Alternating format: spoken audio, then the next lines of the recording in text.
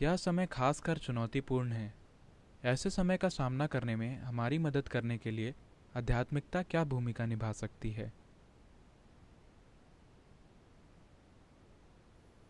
ओ, हर पीढ़ी यही सोचती है कि उनका समय विशेष रूप से चुनौतीपूर्ण और उन्हें परखने वाला समय है। हर पीढ़ी यही सोचती है। ठीक है, उस बात को छोड़ दें तो आध्यात्मिक प्रक्रिया क्या भूमिका निभा सकती है? यह कुछ ऐसा है,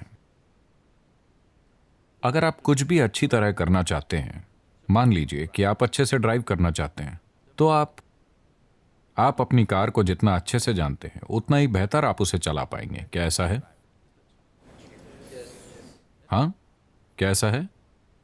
तब यह आपके लिए भी लागू होता है। The better you know this one, the better you can deal with it. जितना बेहतर आप इसे जानते हैं उतना बेहतर आप इसे संभाल सकते हैं, उतना ही बेहतर आप इस जीवन की प्रक्रिया को चला सकते हैं। बस इसे सतही तौर पर जानकर आप बहुत अच्छा नहीं चला पाएंगे। अगर आपको बस अपने ऑफिस जाना है तो शायद आपको बस यही जानना होगा कि स्टीयरिंग व्हील कहाँ है और 2 या 3 पेडल कहाँ है।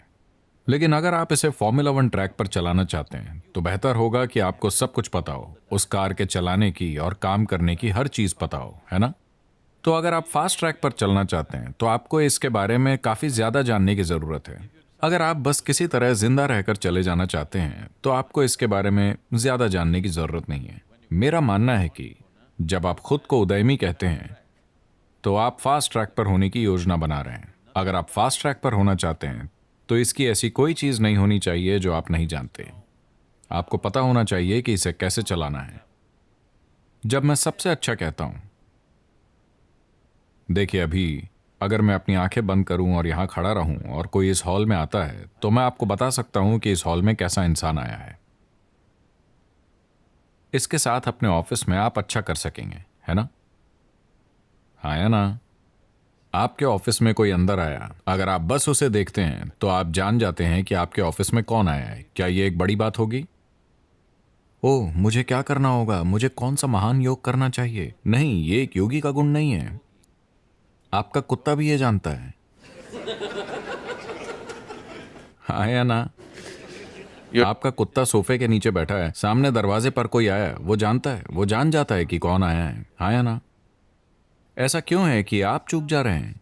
मैं पूछ रहा हूं, आप इसलिए चूक रहे हैं क्योंकि आपने अपने दिमाग को बुरी तरह से अस्त व्यस्त कर रखा है। अगर आप इसे ठीक से संभालना सीख लेते हैं तो आप देखेंगे कि इंसानी बोध ऐसा है कि आपको हर छोटी बड़ी चीज के लिए संघर्ष नहीं करना पड़ेगा। जीवन में आप जिस तनाव और बकवास से गुजर रहे हैं वो सिर्फ इसलिए है क्योंकि इसकी पर्याप्त खोज नहीं की गई है।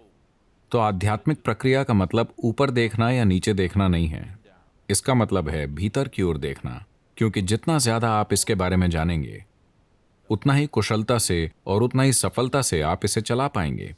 इससे कोई फर्क नहीं पड़ता कि आपकी क्या डिग्रियां हैं, इससे फर्क नहीं पड़ता कि आपने अपने सिर में क्या जानकारी इकट्ठा कर रखी है। मूल रूप से आपकी सफलता इससे तय होती है कि ये अभी कैसे हैं। हाँ या ना? और How to keep this one in the highest possible इसे कैसे सतर्कता और संतुलन, उल्लास और संभाव के उच्चतम संभव स्तर पर रखा जाए। अगर आप ये नहीं जानते हैं तो आप सिर्फ संयोग से ही सफल होंगे, और अगर आप सफल होते भी हैं तो वैसे भी आप सफलता को भुगतेंगे, आप उसका आनंद नहीं लेंगे।